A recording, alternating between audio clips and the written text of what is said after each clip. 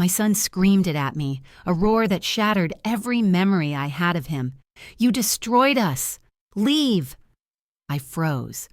My hands gripped the edge of the kitchen counter as if it could keep me tethered to a world that no longer wanted me. My grandson clutched his father's arm, glaring at me as though I were the villain in their perfect little life. I didn't cry. I didn't beg. I just turned and walked out. The storm outside mirrored the storm inside me, rain soaking my coat, my hair, my dignity. They thought this was the end. They had no idea it was only the beginning. I had always been the one who held our family together.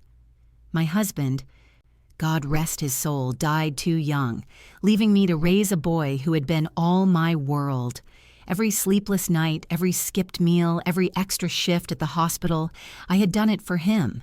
I had sacrificed everything so he could have everything. And now, this venomous rejection from the very son I had nursed through fevers and heartbreak. Before that night, life had seemed ordinary. I woke at dawn, brewed coffee, packed lunches, tidied the house. My son would come downstairs with messy hair, yawning, and I would fuss over him until he smiled. He grew into a man I was proud of, a husband, a father. We had routines, Sunday breakfasts, birthday cakes, quiet nights watching old movies. My grandson loved sitting on my lap, listening to stories of a childhood I had barely survived. I felt useful, needed, loved. But cracks were already forming, subtle at first. His wife, my daughter-in-law, a sharp, calculating woman, always had a smirk when I entered the room. She called me old-fashioned, with a laugh that didn't reach her eyes. She questioned my cooking, my advice, even my presence. "You don't need to do that anymore," she'd say, dismissing me like a forgotten ornament. My son would laugh awkwardly, shifting uncomfortably between us. I told myself it was harmless, that love sometimes comes with friction. I didn't see the storm gathering behind their smiles. I remember the day they told me they were moving to the new house, the one they said would be ours too. I had imagined family dinners, birthdays, holidays together. Instead, I felt like an intruder. My calls were ignored, visits shortened. The warmth I had nurtured was replaced with cold looks and whispered complaints. I thought they just needed space. I thought I could give them that. But their space was a cage for me. And then the whispers started. I overheard conversations through the thin walls, my son agreeing with her, laughing at her jokes, plotting things I wasn't meant to know. "She's too controlling," he said once, not realizing I could hear. "I just want things my way." Things my way. The audacity. I wanted to scream, to remind him of every sacrifice, every moment I had put him before myself. But I stayed silent, hoping love would prevail, hoping family would survive, until that night. The storm had begun in earnest. The wind slammed against the windows, rain pounding like fists. I entered the living room carrying a basket of laundry, expecting nothing more than quiet thanks. I was met with faces twisted in contempt. "Mom, now you can't just interfere all the time," my daughter-in-law snapped. "You need to respect boundaries." My son nodded in agreement, his eyes cold, almost foreign. And then it came, the scream I will never forget. "You destroyed us! Leave!" My grandson's small voice echoed after him, a painful mimicry. "Leave!" I walked out into the storm, my heart pounding, my mind spinning. I did not look back. I did not cry, though the tears threatened. I had been abandoned, humiliated, and yet something inside me stirred. A seed of something dark, something powerful. They thought they had won. They had no idea what I could do next. But what I discovered next changed everything. It began with an old photograph tucked in a drawer, a picture of my son at 5, laughing in the sun, his arms around me. I remembered every bedtime, every scrape I had kissed away, every meal I had cooked while working double shifts. And then it hit me. Love and sacrifice can be invisible. They can be taken for granted, but memory can also be a weapon. I had built a foundation. I had documents, old deeds, secrets that no one else knew. And suddenly, a plan began to form. I rented a small room in a boarding house, simple, unremarkable, but mine. For the first time in decades, I was alone. And for the first time in decades, I felt the weight of betrayal settle fully on my shoulders. The neighbors were kind, but the walls were thin. And every night I lay awake listening to the city hum, thinking about them, thinking about what they had done, and then imagining what I could do. I began quietly. I revisited old papers, legal documents, photographs, letters I had saved from years past, everything. My son and his wife had assumed I had nothing left, that I was powerless. They couldn't have been more wrong. I traced every loophole, every clause, every way in which they had miscalculated. I began to smile again, small and secret. In the dark, they had taken my home, my family, my love for granted. Soon I would make them take notice. I watched from afar, learning, planning, waiting. Their little world was built on the assumption of my silence, my submission, my obedience. But I had learned long ago that patience can be as sharp as a knife. I would wait. I would watch. And then the time would come. It kept getting worse for them. I heard rumors through the neighborhood, snatches of conversation I shouldn't have, but I listened. Their debts, their secrets, their lies, the seeds of their downfall were already planted, and I had the key. I just needed the courage to act. And the courage was growing inside me, fueled by years of love ignored and betrayal endured. I knew my son would never come to me willingly. I knew my grandson had been manipulated, misled. I knew the daughter-in-law thought she had won. But power is often underestimated, and knowledge is the sharpest weapon of all. I had both, and now I needed only patience. So I waited, and watched, and planned. The first step had been taken simply by walking away. They had pushed me out, thinking I was weak. They had no idea that this was just the opening move. The storm outside that night had mirrored the one inside me, but now it felt like an ally. Rain can wash away remnants of the past, but it can also hide footsteps as you march toward justice. I had my first clue, my first advantage, and I smiled to myself, unseen, unheard, because revenge, as I would soon discover, is not about anger. It's about timing. It's about precision. It's about knowing exactly where to strike and watching them crumble in the exact moment when they thought they were untouchable. And that moment was coming.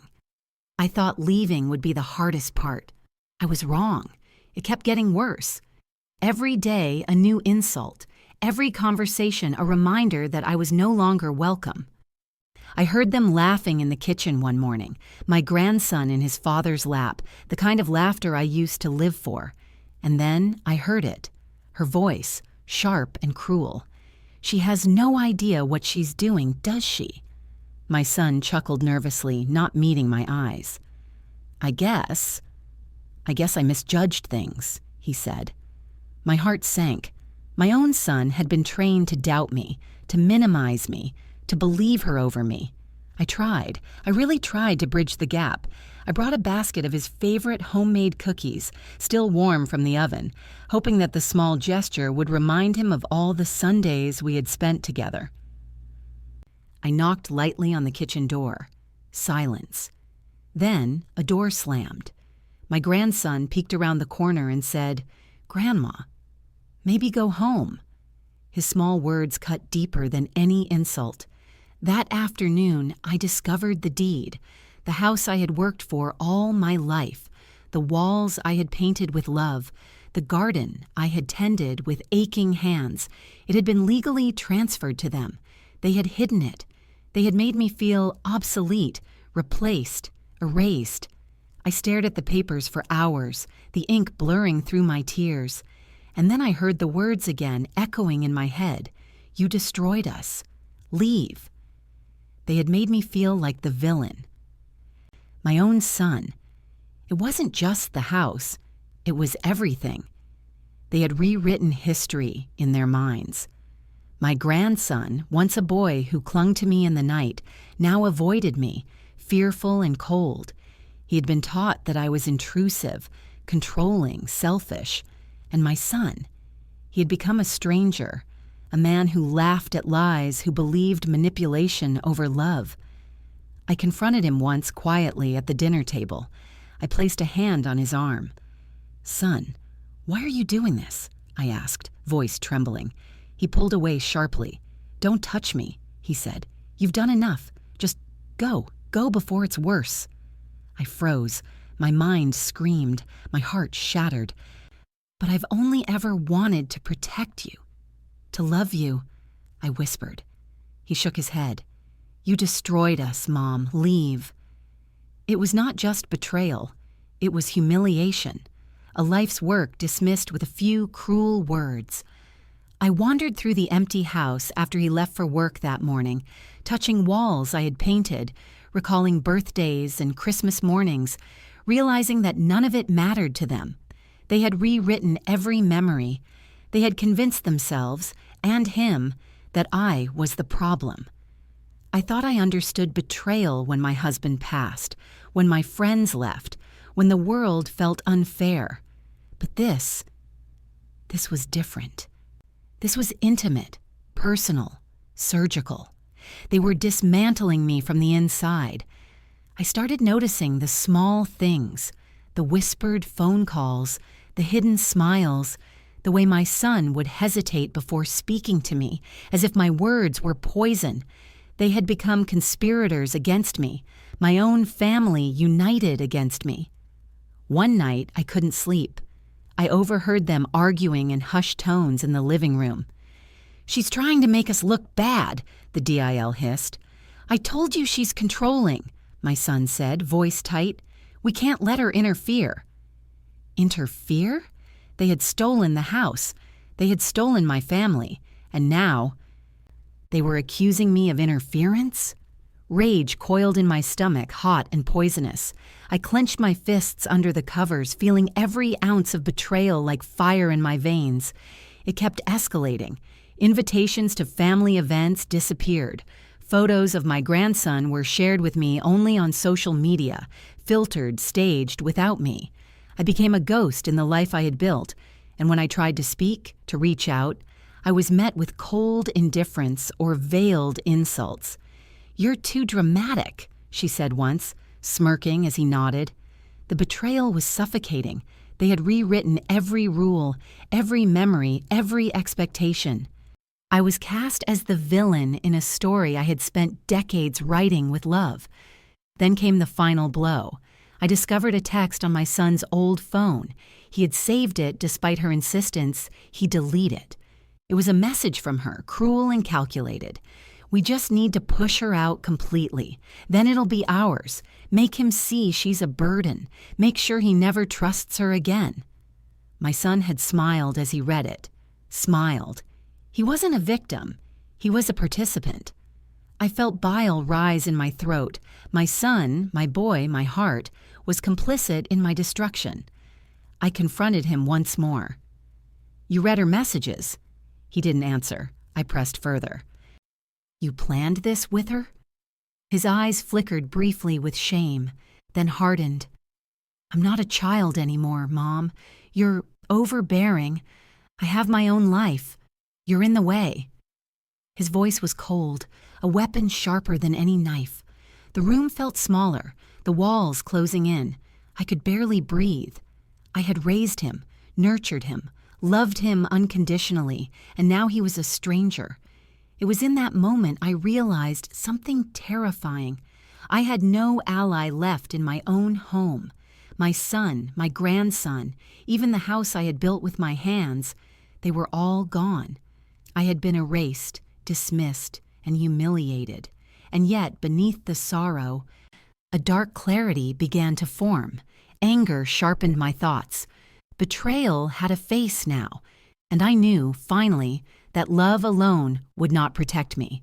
Only strategy, patience, and the quiet cunning I had learned in years of hardship could give me back my life. That night, I lay in the darkness of my small rented room, staring at the ceiling. My tears were exhausted, but my mind was wide awake. I traced over every memory, every document, every conversation. There were cracks in their armor, hidden debts, secrets they thought I didn't know, gaps in the legal paperwork. They had assumed I was powerless. They had assumed I was finished. But I was not finished.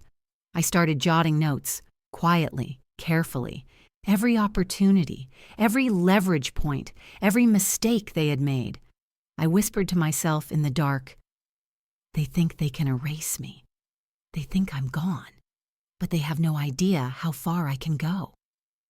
My hands shook, not from fear, but from anticipation. The first spark of revenge had ignited, and even as I traced my son's habits, his routines, the way his wife controlled him, I felt a strange exhilaration. Betrayal is poison, yes, but it can also be fertilizer. It can grow something stronger, sharper, unstoppable. I smiled faintly in the dark, imagining the look on their faces when the balance shifted, when the world tilted in a way they had never expected. I was humiliated. I was broken. But I was not defeated. Not yet. And in the stillness of that night, I made a silent promise to myself. I would not just survive this betrayal. I would turn it into a reckoning. And when it came, it would be precise. It would be just. And it would be unforgettable. I thought the worst had already happened. I thought I had been stripped of everything, my home, my family, my pride. But rock bottom has a way of finding you in places you never expect. It began on a rainy afternoon, the kind where the sky is gray and even the sun refuses to rise. I was sorting through some old boxes I had taken from the house before leaving. Photos, letters, bills, little fragments of a life I had built with my own hands. And then I found it, a small, nondescript envelope hidden in the back of a drawer I had almost forgotten. Inside were documents I had thought I lost long ago. A deed, some old legal contracts, a few letters from distant relatives. But it wasn't the papers themselves that caught my attention. It was the fine print, a clause buried in legal language that no one had ever noticed. My house, the one they had stolen, was not entirely theirs. There were conditions, loopholes, opportunities that even a careful lawyer could have missed. I sat there on the floor, heart hammering. For the first time in weeks, I felt a flicker of hope. Maybe, just maybe, this was my way back into the life they had taken from me. But hope alone was not enough. I had been too trusting, too soft. I needed allies, information, leverage, and I needed patience. The next days were spent quietly observing from a distance. I rented a small apartment near the neighborhood, blending in, unnoticed.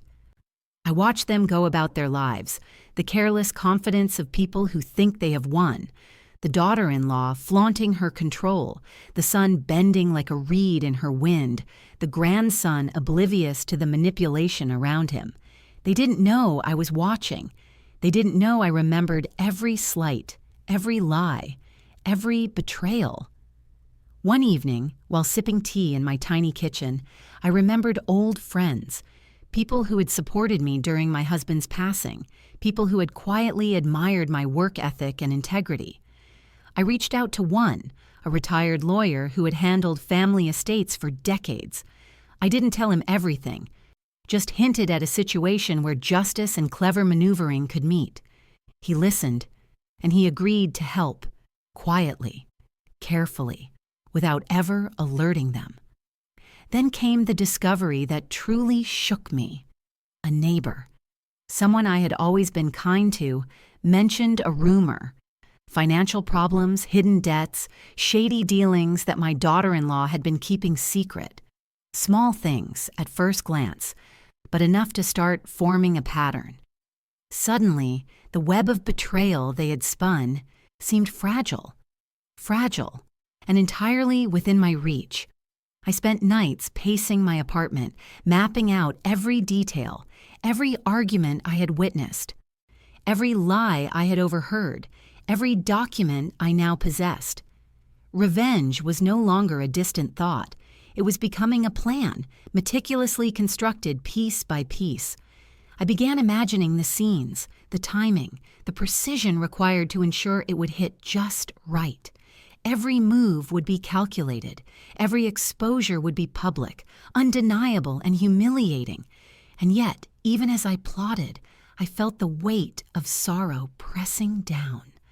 I thought of my grandson, how his young mind had been manipulated to doubt me. I thought of my son, once my baby, now complicit in betrayal. I realized revenge would not only be clever, it would have to be meaningful. Not just anger for anger's sake, but justice for the years of being dismissed, humiliated, erased.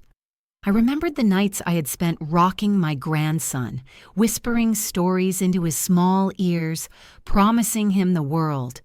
I realized that part of my plan had to be to reconnect with him, to remind him of the truth, to peel away the lies his mother had told. That would be delicate, slow, and precise. But if done right, it could unravel everything they had built. By the end of that week, the first sparks of action were forming in my mind. I didn't speak of it to anyone. I didn't rush. I simply watched, listened, and prepared. Every secret they had, every misstep, every weakness, they were pieces of a puzzle I was finally ready to solve. And then, as I settled into bed one night, I whispered to myself in the dark, "They think I'm gone. They think I've lost everything, but they have no idea what I've found, and no idea what's coming." For the first time since that night they had driven me away, I slept with a sense of purpose. I was no longer just a victim. I was no longer broken. I had been pushed, betrayed, humiliated, but I had discovered something they could never touch, the leverage to reclaim not just my dignity, but my family on my own terms. And in the shadows of that quiet apartment, I began to smile, because every storm I had endured had brought me here. Every tear, every insult, every betrayal, it had all led to this turning point. The moment when survival transforms into strategy and grief transforms into action. The reckoning would come. It had to, and when it did, it would be precise, it would be public, and it would be unforgettable. The day I had been waiting for arrived quietly, almost innocuously. I received the confirmation from the lawyer everything was in place. The deed, the legal loopholes, the documents, all perfectly aligned. Timing was everything. I didn't rush. I never rush. Patience is a weapon sharper than any knife, and I had honed it over weeks, months, years of planning. I arrived at the house under the guise of visiting my grandson. They were unsuspecting, arrogant in their belief that I had been erased. The daughter-in-law was busy in the kitchen, barking orders at the staff. My son was distracted, reviewing bills, oblivious to the storm about to hit. My grandson ran toward me, the familiar warmth returning in his eyes. It was subtle, but it was enough. I held him for a moment longer than usual, letting him feel the love they had tried to hide from him. Then, I made my move. The lawyer had arranged for a quiet announcement, an official notice about discrepancies in the deed and financial documents. I watched as the realization dawned on them, slowly, painfully. Their perfect little world began to crack. Her face went pale first. "What is this?" she demanded, her voice sharp but unsteady. I smiled quietly, letting the words hang in the air. "That," I said softly, "is your house.